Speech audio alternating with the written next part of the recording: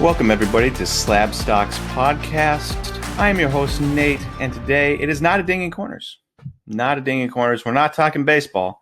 We are talking football today. Obviously, most of you know that the NFL draft just happened last weekend, and so I thought today would be a good time to cover a little bit of what's happening in the sports world, and that's NFL draft, along with Patrick Mahomes card prices, because those are going insane. So I wanted to cover that today. I'm sorry for those of you that were expecting baseball content. I don't have baseball content for you today, but we've got some good football content for you. So today we're going to cover two quarterbacks that I thought, always quarterbacks, because we never cover anything else here at Slab Stocks. We only believe in quarterbacks for NFL purchases. Some people might disagree, some people might agree, but that's just where we're at. So we're covering two quarterbacks that we think had the best draft, so to speak. I mean, obviously we're not covering quarterbacks that were drafted because they don't have cards yet, and we're not covering they didn't do the draft, but they got players around them that should make them better. So we're going to be covering that, and then we're going to be covering, like I said before, Patrick Mahomes card prices, because they have gone crazy. Aaron just released a Instagram post about the Optic Base PSA 10. I'd been tracking it for a while. I brought it up to him, and I was like, yo, Aaron, because I do the eBay links for football every single day. And so I was like, Aaron, look at this. And he's like, whoa. And so we got a post up about it. So if you saw that, that's a little bit of a preview of what we're going to be covering today. So please sit back and enjoy the football, unnamed football podcast. Also, enjoy my background. I know the last video was a little bit boring. I only had some curtains behind me, so I tried to spruce it up a little bit. Got a Brewers thing and a Packers thing and a couple bobbleheads behind me and a Ryan Braun card. So enjoy that. Ryan Braun, best Brewer ever, best baseball player ever for my money. Never cheated. So enjoy the background too. So let's get into it here. The two quarterbacks I want to talk about today are Baker Mayfield and Drew Lock. Obviously, Baker Mayfield, really, really exciting player going into last year. People were pumped about the Browns. They'd gone 7-9 the year before. They're probably expecting one of those 10-6 seasons, make the wild card, maybe lose in one of the first couple rounds, and then the next year really put things together and explode onto the scene, maybe challenge for a Super Bowl. That didn't happen. They went 6-10, I believe, and everything fell off the map. The main reason for that was Baker Mayfield had no protection. He always running for his life. Every time he hiked the ball and dropped back to pass, it felt like he was scrambling out of the pocket, trying to keep his head on his shoulders while also completing a pass. That's not going to last very long in the NFL, unless you're insanely fast like a Lamar Jackson, and even he doesn't really have to do it. Most of those are designed runs, so... on that front, Baker Mayfield got some protection. They drafted Jedrick Willis, who's an offensive tackle from Alabama, 10th overall. He's one of the top 4 offensive tackles in the draft. Some might have even said he was the top offensive tackle in the draft, and they got him 10th. People are really, really excited about him. He should be their left tackle. He was right tackle in college. He should be their left tackle, and he'll be the left tackle because they signed Jack Conklin, offensive tackle from Tennessee, to a 3-year, $42 million deal, which is $14 million a year.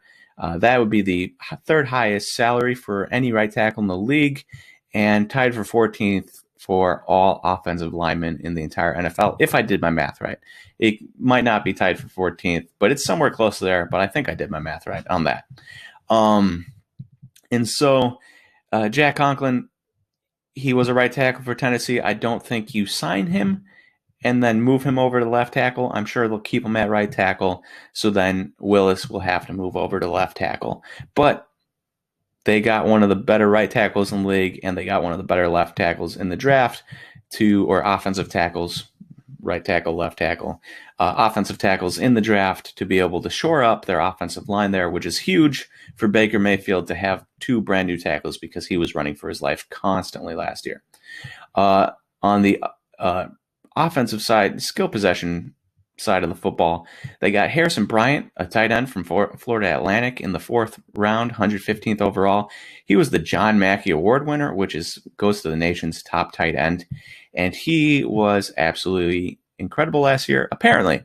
I didn't watch any Florida Atlantic football, so I don't really know. I also don't know a ton about football. I enjoy watching it. I enjoy thinking about it. I enjoy thinking logically about it, which is why we're going through this exercise today.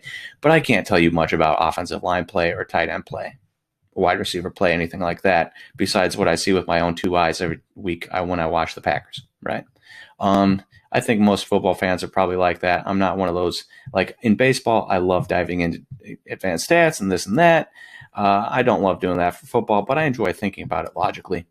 And so if you watch the draft, Harrison Bryant was talked about as being super, super athletic, can really run the seam, should be a really good offense.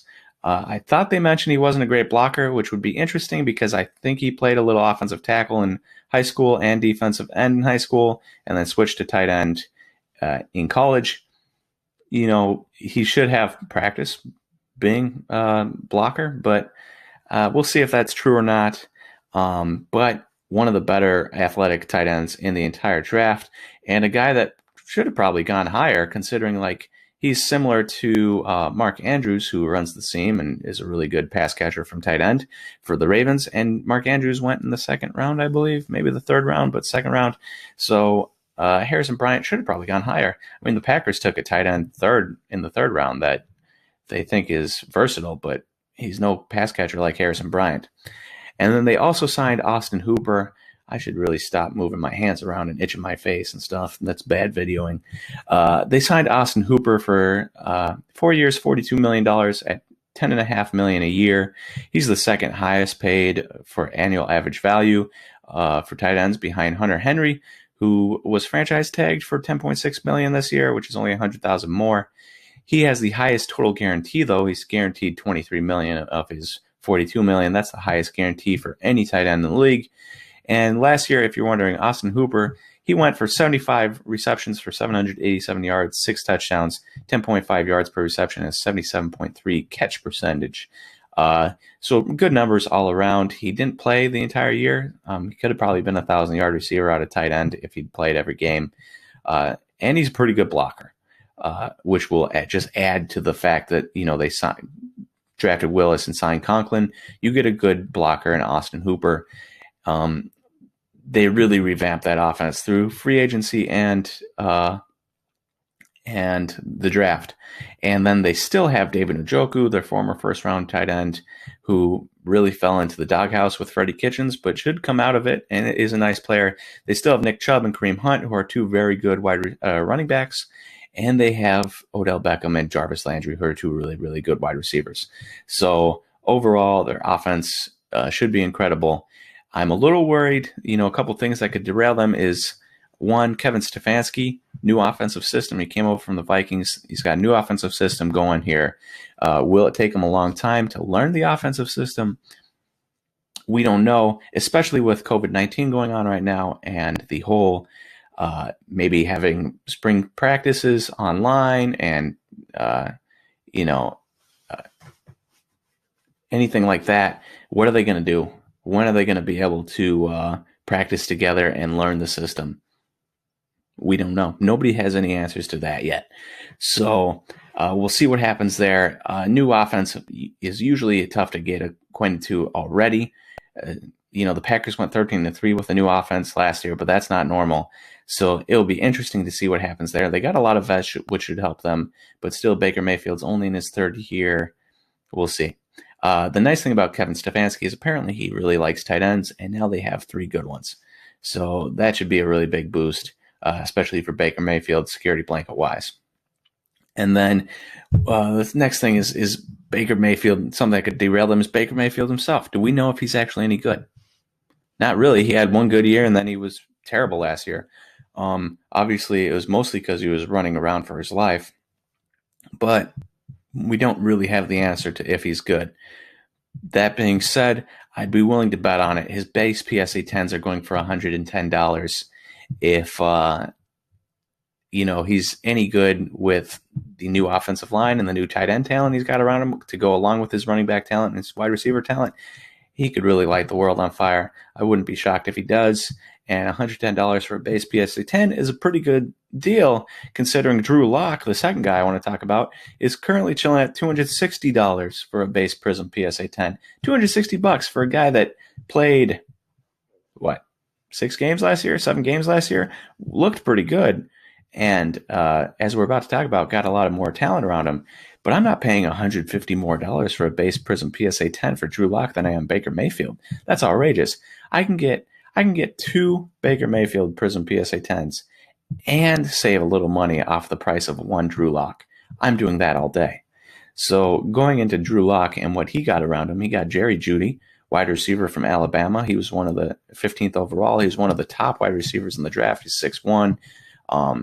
I don't know much about him, but when you're getting a top 3 wide receiver in the draft, and he went number 2, chances are he's going to be pretty good. You know, you never know, but he doesn't have to be the main wide receiver. A lot of the times these guys go into situations, Sammy Watkins' situation where he goes to Buffalo and he has to be the best wide receiver, but he's not because, he's the only guy there and he didn't look very good. Well, or Kelvin Benjamin from the Panthers a couple years ago. Well, Jerry Jeudy does not need to go in and be the savior of this franchise because they already have Cortland Sutton and Noah Fant and Philip Lindsay. And then they added Melvin Gordon on a 2-year, $16 million deal. So he doesn't need to be the savior of this franchise offensively from the wide receiver position. And then also they got KJ Hamler, 46th overall in the second round. He didn't run at the combine, but he's one of the fastest wide receivers, or if not the fastest wide receiver in the draft. He reportedly ran a 4.27 40, which is insanely fast. Main problem with him, and the reason he dropped to the second round instead of the first, was he's only 176 pounds, which I don't know about you, but a 176-pound wide receiver getting lit up by a 220-pound safety is probably not going to go well for him. And then also, he had 8 drops last year in college. That's an absurd amount of drops. You know, if you're hitting a home run deep ball there, it's deflating if the guy drops it, and you do not want Drew Lock throwing a deep ball up and KJ Hamler having a drop on a surefire touchdown.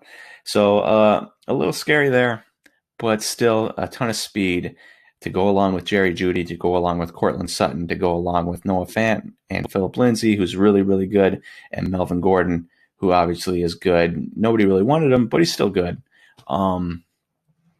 So great offense there, and really impressive for the Broncos because they really did this in the last 2 years. Drew Lock drafted last year. Noah Fant, I believe, drafted last year. Cortland Sutton drafted last year, 2 years ago. I can't remember now. Philip Lindsay was an undrafted free agent. Melvin Gordon signed as obviously a free agent. And KJ Hamler and Jerry Jeudy were drafted this year. So they did a really good job in the last 2 years of revamping that offense completely. That being said, while I like the offense, $260 for a Drew Lock base Prism PSA 10 compared to $110 for Baker Mayfield, give me Baker Mayfield all day. Moving on, we want to talk to you about Patrick Mahomes' prices. If you've been following along to Patrick Mahomes, his prices started here, right? And they have just kept going up constantly. It's been a wild, wild ride. And to prove my point, so we got Optic on February 2nd, which was the day of the Super Bowl. You'll remember Patrick Mahomes was, in the Super Bowl and won the Super Bowl. Well, on February 2nd, Optic base PSA 10 sold for $260, average of 8 sales. So there's 8 sales that day, and the average was $260 a card. You fast forward to today, or as close to today as possible, and we have April 27th, which went for $660 the last sale, and they even got higher than that. So that's a little bit down. So you're looking at a $400 increase from the day that he won the Super Bowl till now, even though he hasn't played a single game. Not a single game has been played by Patrick Mahomes. I'm moving my hand. You can't even see it, I don't think. But not a single game has been played by Patrick Mahomes, and yet he is up $400 on his Optic-based PSA 10s. That's huge money there. Huge, huge money for a card that is not rare at all. And then another one, obviously, is his Prism Silver rookie. Now, you'll remember that I say Prism Silver, but It is just a base card. They did not differentiate between silvers and bases in 2017 like they did in 2018. 2018, you'll notice Lamar Jackson, Baker Mayfield, they have their silvers, right? Silvers, and then they have their base. But for Patrick Mahomes, it's the same thing. So his silver base, February 2nd, went for average of 17 sales, went for $1,717, which is kind of nice. 17 sales for 1717.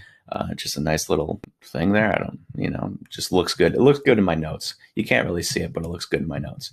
And then today, April 30th, the last sale went for $2,800.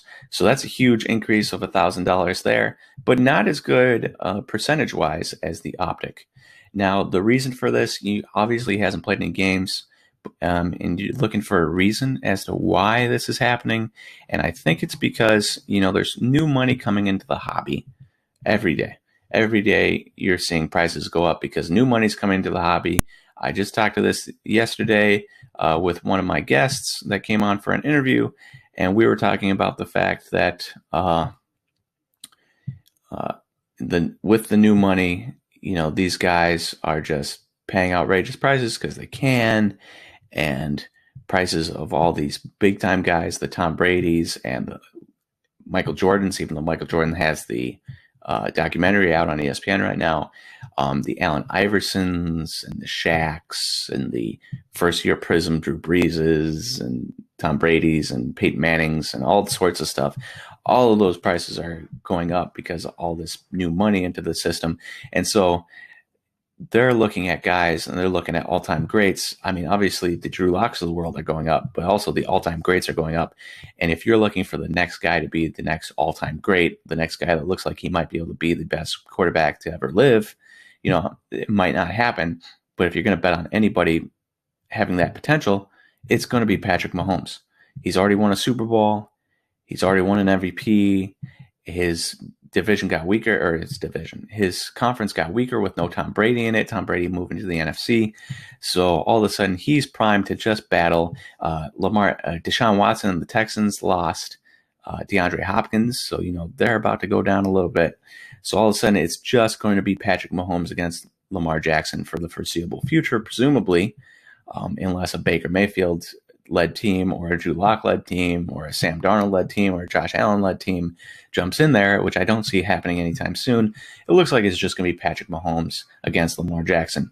So that's my reasoning behind why the prices are going up. People are looking at him and they're saying, oh, this kid looks like an all-time great.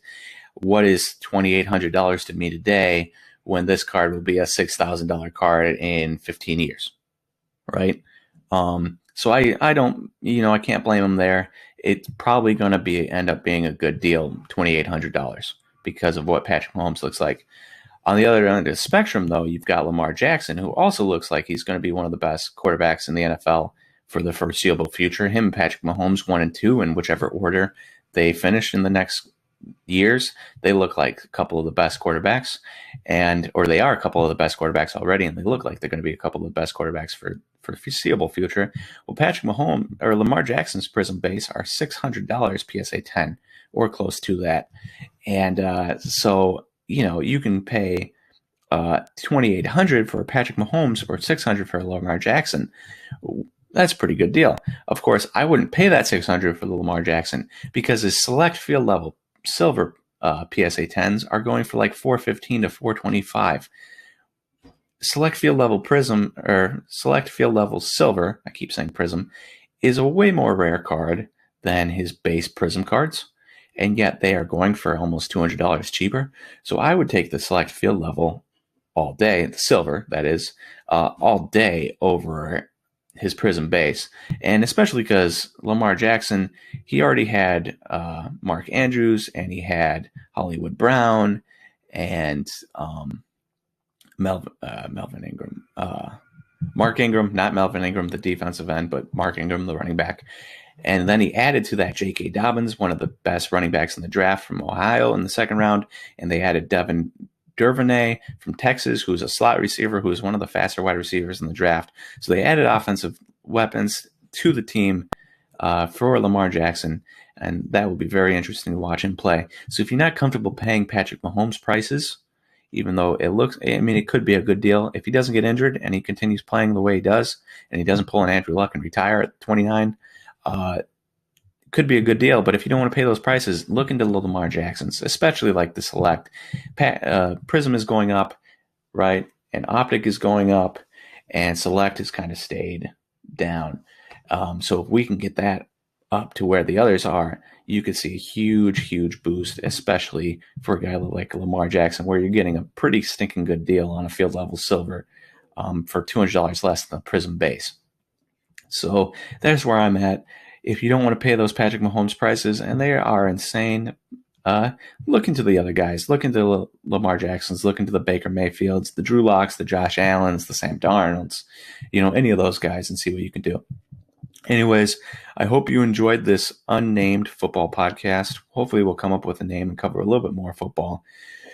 Maybe get some guests on here that know a little bit more about football than me, because I just think about it logically, but I'm not like the best at knowing why, a Jack Conklin is a good offensive tackle. I have no idea.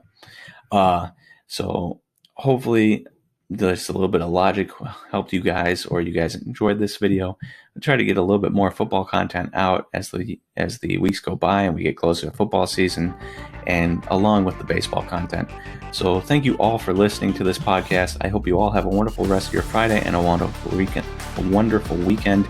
And I will talk to you again next time.